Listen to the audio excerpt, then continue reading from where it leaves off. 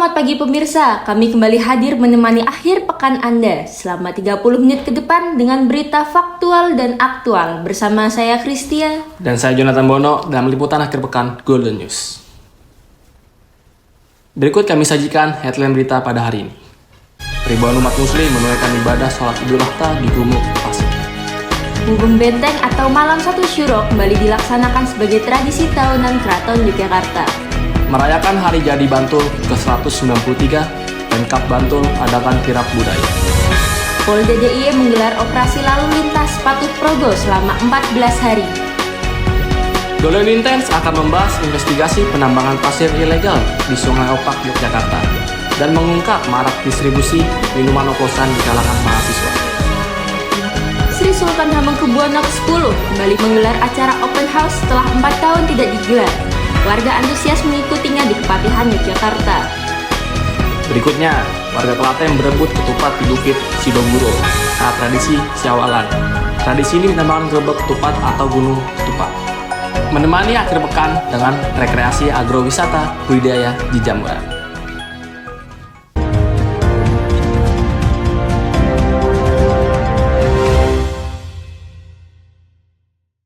Ribuan umat muslim di Bantul dan sekitarnya menunaikan ibadah sholat Idul Adha Senin pagi 17 Juni 2024 di Gumuk Pasir, Parangtritis, Yogyakarta. Tidak hanya umat muslim di Bantul, beberapa orang dari berbagai daerah juga datang untuk mengikuti sholat Idul Adha di Gumuk Pasir. Ribuan umat muslim warga pesisir Parangtritis, Bantul melaksanakan sholat Idul Adha 10 Dzulhijjah 1445 Hijriah di Gumuk Pasir, Parangtritis, Yogyakarta. Sebagian umat muslim yang datang bahkan berasal dari luar daerah untuk merasakan sholat Idul Adha di Gumuk Pasir. Gumuk Pasir yang areanya lebih luas memberikan daya tarik tersendiri bagi masyarakat yang menyempatkan hadir ke Gumuk Pasir untuk melaksanakan sholat Idul Adha. Persiapan pengamanan parkir dan pengaturan jalan untuk melintas arah parkir motor ke masuk ke gang ini untuk mobil ke Hotel Gandu. Seminggu sebelumnya sudah dipersiapkan oleh PRM, jadi sudah siap minta bantuan dari FRB. Ya, perkenalkan nama saya Faisal Hidayat, asal saya Sumatera Selatan, Lombok Timur. Alasan saya sholat di sini adalah tempatnya yang unik karena di sini saya bisa beribadah sambil berliburan. Ya, terima kasih. Saya sholat di sini karena unik aja sih. Biasanya kan di masjid, ini di pasir. Terima kasih.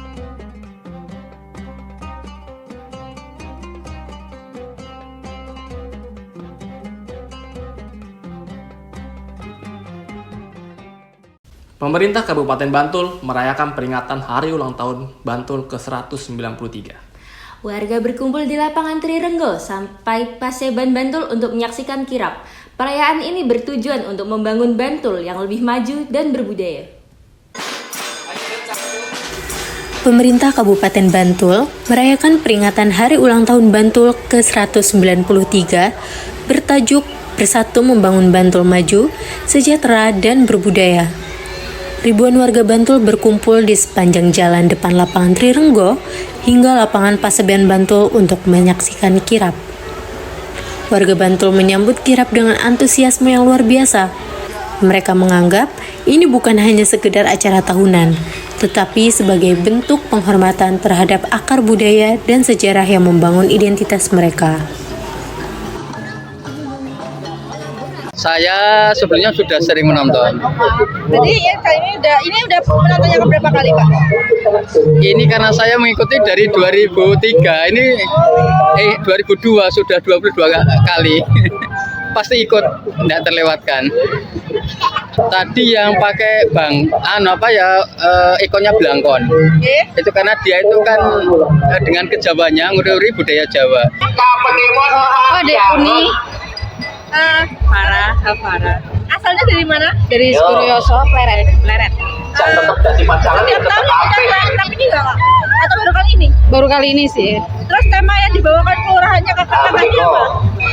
Jadi ini nggak bertema sih, cuman kayak yang penting ada pasukan bergodok, Kayak ada bergodok.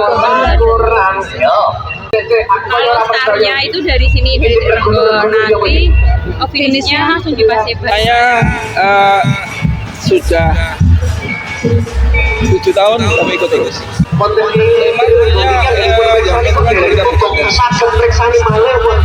Jadi kalau Wonokromo itu dan Pleret itu kan satu Kapanewon. Jadi apa yang menjadi ciri khas di masyarakat kita berusaha untuk tampilkan gitu. Memasuki satu suro, Keraton Yogyakarta mengadakan tradisi tahunan yang dikenal sebagai Mubeng Beteng Napak Bisu.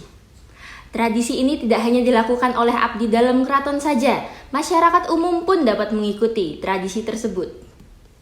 Perayaan Tahun Baru 1 Muharram 1446 Hijriah atau 1 Suro di Yogyakarta, ada tradisi tahunan yang dilakukan, yaitu Tapa Bisu Lampah Mubeng Benteng Keraton Yogyakarta.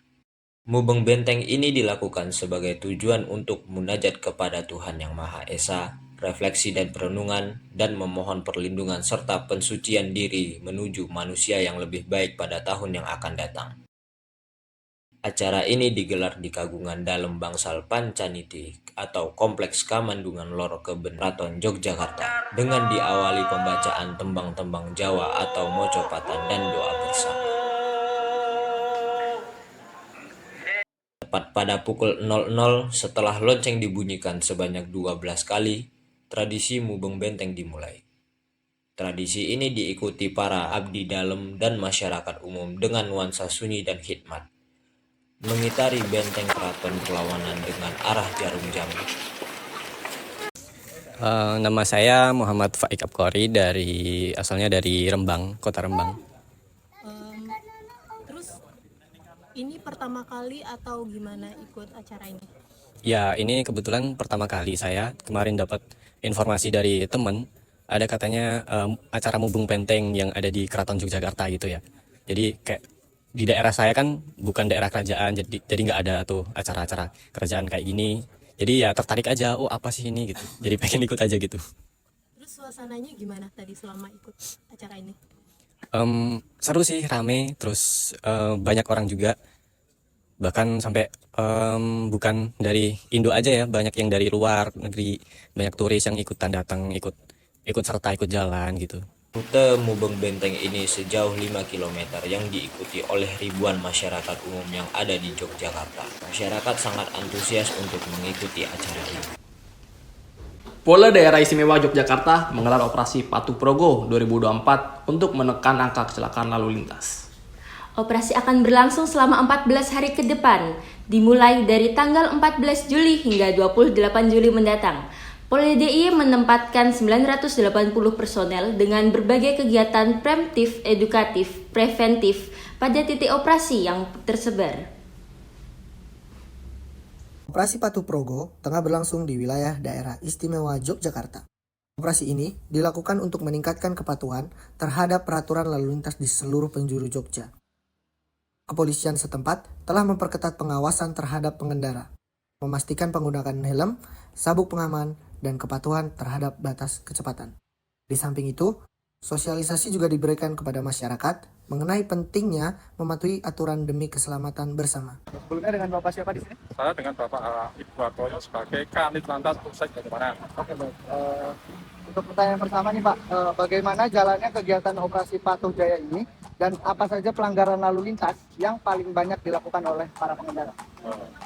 Jadi gini ya, untuk ini operasi Patuh Progo 2024, tadi Masnya bilangnya Jaya berarti Jakarta ya? Iya. Nah ini Progo Patuh berarti wilayah daerah istimewa Yogyakarta. Oh iya. Jadi perlu saya sampaikan kepada adik-adik, jadi untuk penindakan atau ini ada dua yang dilaksanakan, ada 11 item, yaitu fatalitas kecelakaan lalu lintas.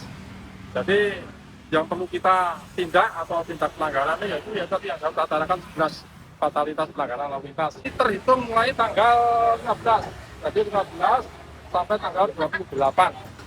Sekarang sudah tanggal 21. Dan kami tadi mau ke asrama kopi yang dekat lapangan Desono, Mas. Ini kan telah dipelanggar polisi. Mas tahu nggak Mas pelanggarannya apa tadi? Pelanggarnya saya nggak punya SIM. Ya. Terus tadi teman saya kan yang tidak SIM tapi dia di belakang, tapi saya depan. Saya ngelel aja, kirain enggak lah. Operasi ini diharapkan dapat mengurangi insiden kecelakaan di jalan raya serta menciptakan lingkungan berkendara yang lebih aman bagi seluruh pengguna jalan. Mari kita dukung bersama upaya untuk mematuhi aturan lalu lintas demi keselamatan diri sendiri dan orang lain.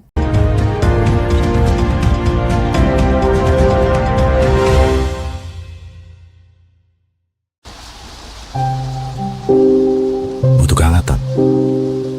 Ada istri. Tidak ada.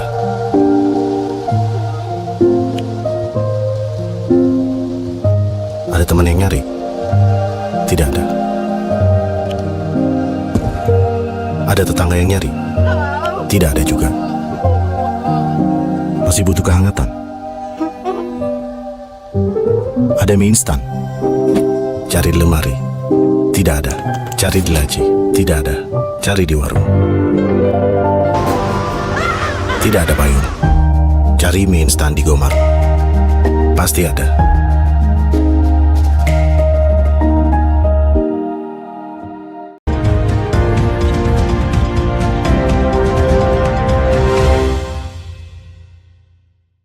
Yogyakarta menjadi salah satu kota pariwisata kembali digaduhkan oleh oknum-oknum tidak bertanggung jawab. Di balik keindahan alamnya, terselip sebuah realitas yang menyesakan. Dalam investigasi khusus, kami menyelidiki fenomena penambangan pasir sungai ilegal. Berikut berita selengkapnya. Yogyakarta menjadi salah satu kota pariwisata kembali digaduhkan karena banyaknya lingkungan sumber daya kehidupan yang rusak.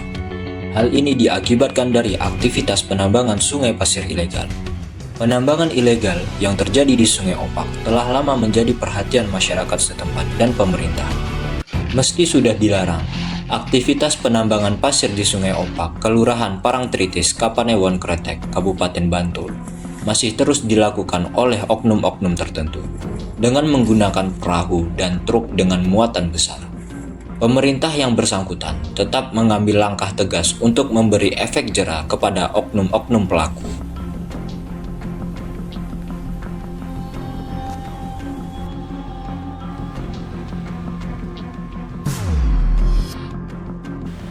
Pelaku penambangan tidak lain adalah warga sekitar Sungai Opak itu sendiri. Mereka membuat tempat khusus untuk menurunkan pasir dari perahu tambang. Lokasi tempat ini biasanya sangat tersembunyi sehingga hanya sedikit warga dari luar yang mengetahuinya.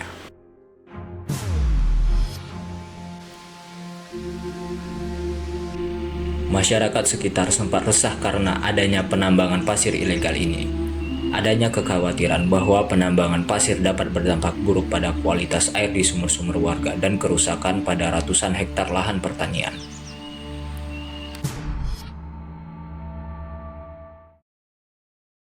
Untuk kualitas pasir yang di Sungai Opak itu bagaimana, Mas?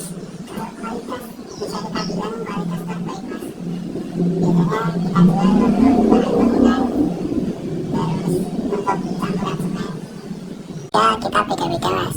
Untuk harga satu pickup itu kita ngasih harga 250 sampai 500 ribu. Kalau untuk harga satu truk itu bisa 700 sampai 1,5 juta, Mas. Itu harganya tergantung kualitas pasir, Mas. Soalnya di tempat penambangan kita, kalau konsumen mau pasir yang halus, itu otomatis akan semakin mahal, Mas. Tapi kalau konsumen pengen pasir yang biasa, yang ada campuran kerakannya, itu harganya bisa lebih murah, Mas.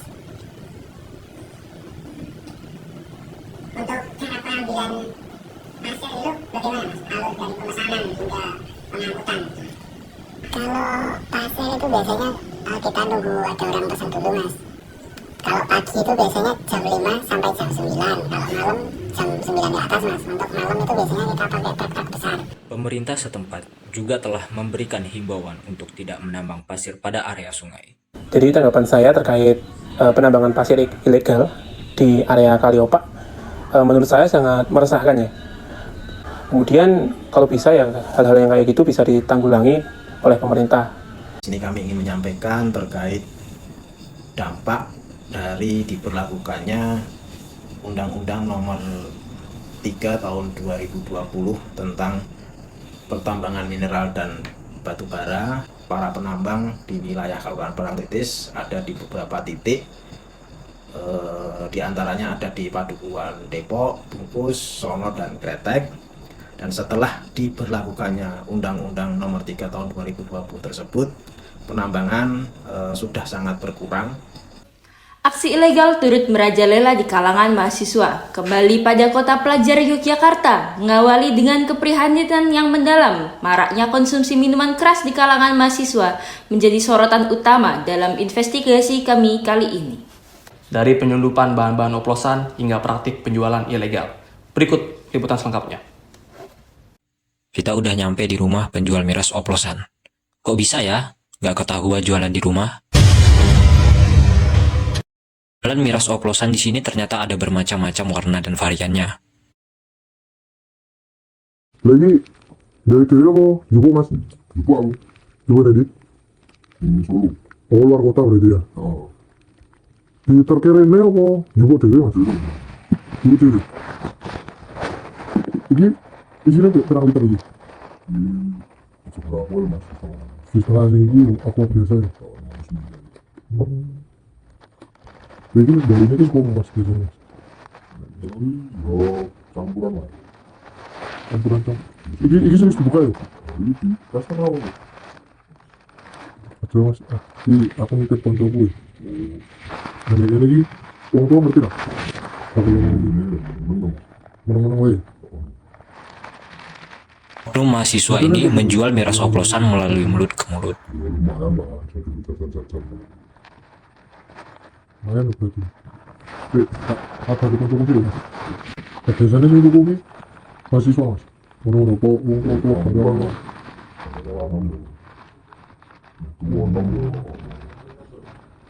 jadi tutulannya informasinya online? Apa mulut ke mulut? Menang-menang wae. Yo, boleh amannya barang mas. Tapi itu sama anu, polisi sorene tau rene. Burung aman berarti. Aman. Wis mas. Betul lagi.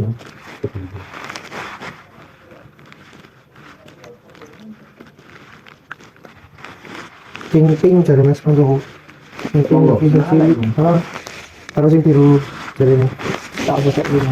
Ternyata di sini kami juga bertemu sama pembelinya yang juga dari oknum mahasiswa. Wih, soal ngerti ngono kuwi tak soal ndi mas? Soal ngerti data ngono kuwi. Ya wales kok koncoku mas. Mari kita tunggu beda kok. Yuk, sekarang ngomongan biasa.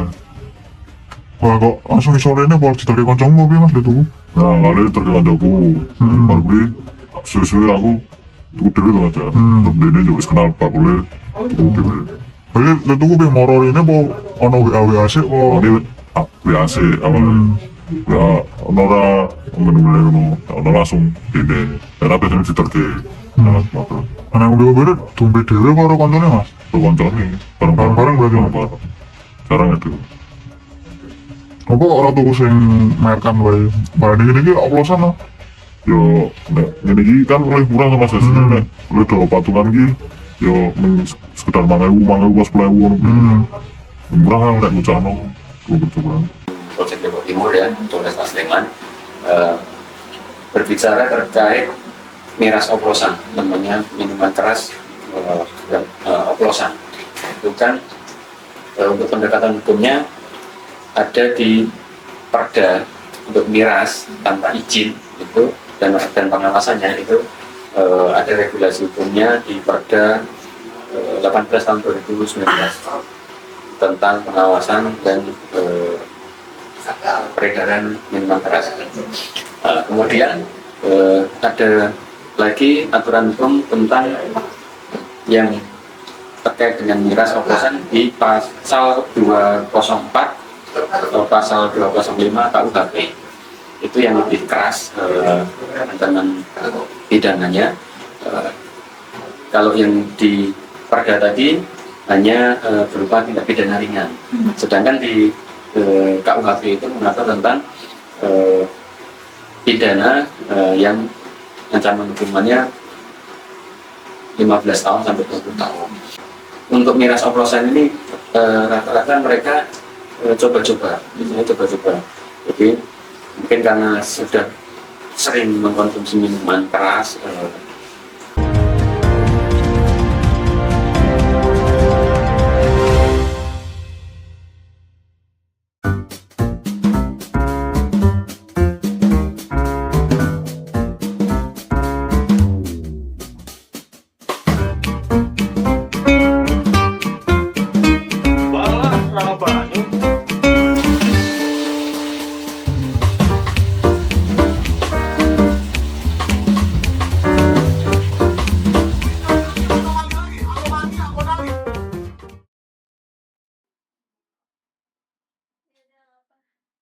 Si gue, rosetan biru iya, mau nyari rosetan biru guys. Rosetan biru itu udah benar itu, udah tamat itu dikit lagi.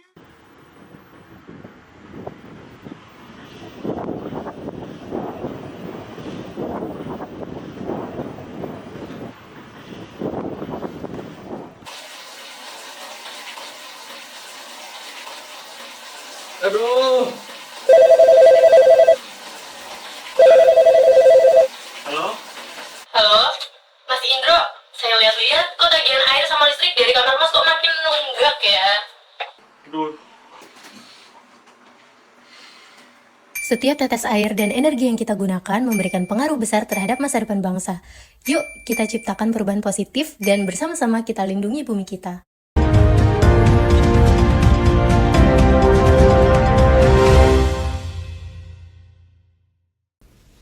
Sri Sultan Hamengkubuwono X kembali menggelar acara open house setelah 4 tahun tidak digelar. Warga antusias mengikutinya di Kepatihan, Yogyakarta. Sultan Hamengkubuwono X kembali menggelar acara open house setelah 4 tahun ditiadakan. Acara ini dilaksanakan di Bangsal Kepatihan, Yogyakarta pada Selasa 16 April 2024 atau hari ke-6 setelah Idul Fitri. Momen ini menjadi antusias masyarakat sekitar untuk bisa bersalaman langsung dengan Gubernur DIY Sri Sultan Hamengkubuwono X, Gusti Kanjeng Ratu Hemas, serta Wakil Gubernur KG PAA Pakualaman 10. Masyarakat memadati Bangsal Kepatihan dengan antrean panjang sejak pagi. Hal ini karena open house hanya berlangsung selama 3 jam, yaitu pukul 9 pagi hingga 12 siang. Jadi tadi kita udah berangkat pagi, kita jam 8 udah sampai sini, terus kita nunggu teman-teman datang, terus ketemu sama mbaknya tiba-tiba, terus kita jadinya barengan, terus kita nunggu bareng gitu, terus kita salaman, itu seru banget. Itu apakah ada persiapan khusus? Karena berhubung ini kan acaranya baru dibuka kembali setelah 4 tahun. Untuk persiapan khusus kita tidak ada karena memang kita melakukan ini karena kemarin kita terjadi pandemi selama 4 tahun, jadi mulai tahun 2024 ini kita baru mengadakan open house di kantor Gubernur daerah Istimewa Yogyakarta. Untuk persiapannya tidak ada yang khusus. Pemda DIY berharap acara open house tahun ini dapat menjalin silaturahmi yang baik antara gubernur dan masyarakat Jogja. Nah, yang satu ini juga sama, baru diadakan lagi setelah 3 tahun tertunda COVID-19. Kalau tadi kita sudah melihat open house dan bersalaman dengan Sultan, selanjutnya di Klaten, saatnya kita berebut ketupat dan memeriahkan tradisi grebek ketupat. Berikut liputannya. Momen warga Klaten berebut ketupat di Bukit Sindoguro saat tradisi Syawalan. Ngepuro ing tamuju ing fitri menjadi tema acara kali ini. Nantinya 1000 ketupat akan dibagikan ke masyarakat untuk melengkapi tradisi Syawalan 1445 Hijriah. Tradisi grebek ketupat dilaksanakan di Bukit Sindoguro, Desa Krakitan, Kecamatan Bayat, Kabupaten Klaten.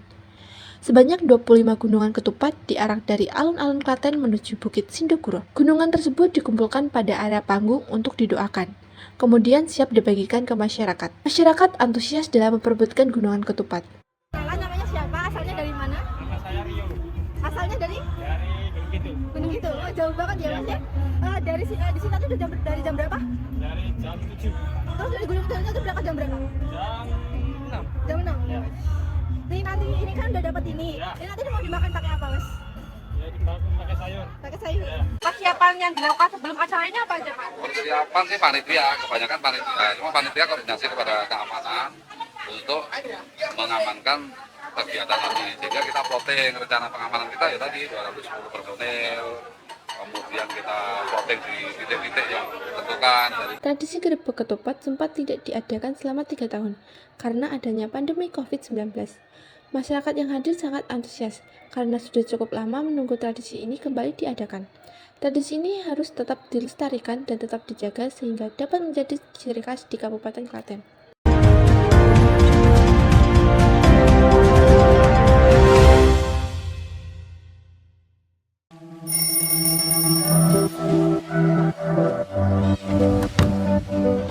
Fashion muslimah bukan hanya sekedar busana, namun juga merepresentasikan identitas dan kepercayaan diri.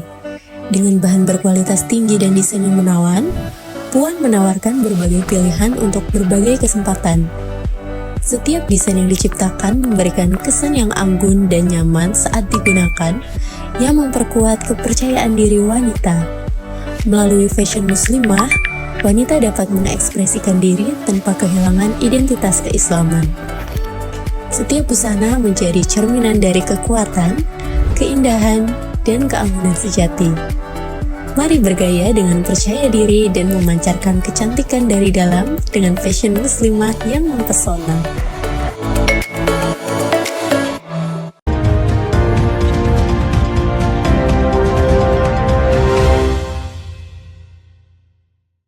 Masih berbicara tentang Jogja, kuliner yang satu ini tidak boleh dilupakan.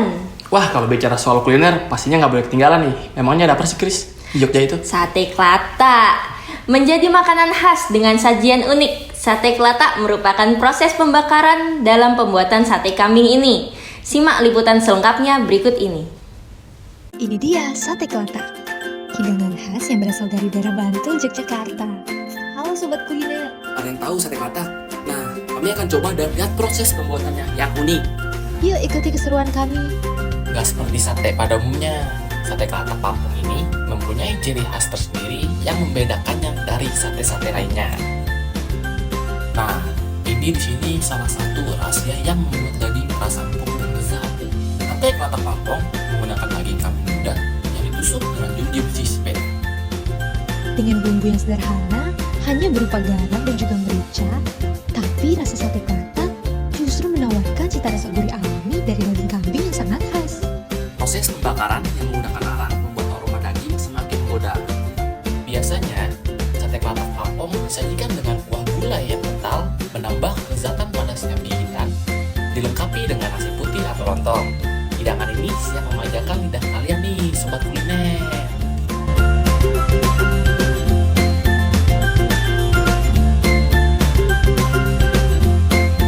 Nah, ini dia Sobat Kuliner yang kita tunggu-tunggu nih. Ada apa aja sih, Bon? Ini ada sate Klatak, ada gulai, terus ada tongseng dan leng-leng. Ini kita pengen apa? Enak kayaknya makan yang paling banyak.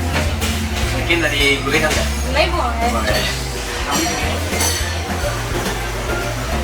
Ini guys. Ini gulainya. Ini dari kambing ya, Bon? Kambing. Dari kambing. Kuahnya itu nggak terlalu kental, terus seger ya, kayak ada rasa nipisnya gitu. Nah, kita sudah cobain ini guys, katanya enak. Saya sudah lagi. Ini paling utama. Sate Klatak. Katanya sih dibakarnya pakai dalam, ini ada suara. Katanya sih. Ini pakai ya, diisi. Tadi sih saya nanya ke orangnya, katanya ini diisi sama panas. Jadi nggak matang di luar aja sampai dalam, tapi rasanya tetap berisi dan mendalam. Kita buktikan. Nah, cara makan itu ada dua di bawah. Pertama, di sini ada kuah dari sate Klatak. Jadi kita dapat kuah kecapnya. Nah, kecapnya. Jadi ada yang gurih, ada yang manis. Iya benar. Caranya, kuah kecapnya kita balurin satenya. Nah,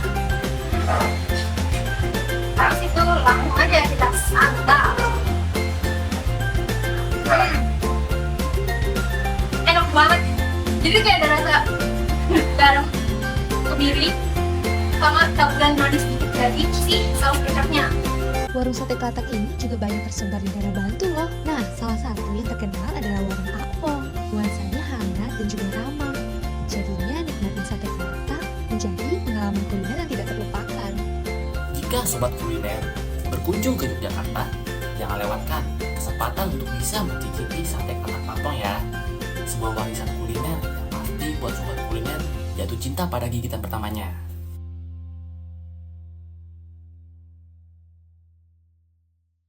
Biasanya Chris, kalau libur kegiatannya apa nih? Kalau saya biasanya quality time bareng keluarga. Kalau nggak masak, ya belanja. Belakangan ini saya juga lagi suka berkebun sih. Kalau Bono gimana nih? Mumpung besok libur, saya mau ajak Chris dan teman-teman mengunjungi agrowisata jamur. Melihat bagaimana proses budidaya jamur sampai diolah menjadi makanan lezat. Wah, destinasi agrowisata ini menjadi pilihan yang tepat untuk edukasi dan juga rekreasi. Berikut liputan selengkapnya. Halo pemirsa, sekarang kita sedang berada di Agrowisata Jejamuran. Nah, kali ini kita udah bersama salah satu karyawan. Masnya boleh kesini dulu? Bisa perkenalan siapa namanya? Oke, perkenalkan nama saya Arif, saya dari Agrowisata Jejamuran. Di sini karyawan atau? Saya karyawan. boleh dijelaskan sedikit agrowisata Jejamuran ini apa sih? Oke, jadi sebenarnya ini masih jadi satu dengan rumah makan Jejamuran. Cuma memang beda tugas. Kalau kami di sini bagian untuk edukasi, kemudian kalau di rumah makan Jejamuran bagian penjualan dan pemasaran. Nanti di sini kita bisa belajar cara budidaya jamur, cara mengelola jamur, cara nanam jamur dan lain sebagainya sih. Agrowisata itu berdirinya udah lama atau gimana Mas? Agrowisata jadi sebenarnya ini kita memanfaatkan lahan yang ada di kebun jamurnya. Kemudian kita bikin agrowisatanya itu di tahun 2023. Tempat trimming, kita biasa sebutnya tempat trimming. Di sini kita biasanya membersihkan jamur. Jadi kalau jamur habis panen itu dia masih ada sisa kotorannya di bagian bawah. Seperti ini nanti kita bersihkan dengan pisau. Jadi kayak gini ya? Jadi kayak gini nih guys. Jadi kalau sudah, baru misalkan butuh dicuci, dipotong, nanti kita cuci potong di sini, bawa ke rumah makan di jamur, sudah siap untuk dimasak. Ini jamur apa nih Mas? Ini salah satu jamur unik yang ada di Jejamuran. Mungkin di Jogja cuma kami yang punya. Namanya Coprinus comatus. Ini aman kan Mas buat dikonsumsi? Aman dikonsumsi. Tidak beracun ya guys ya? Aman guys. Jamur perang.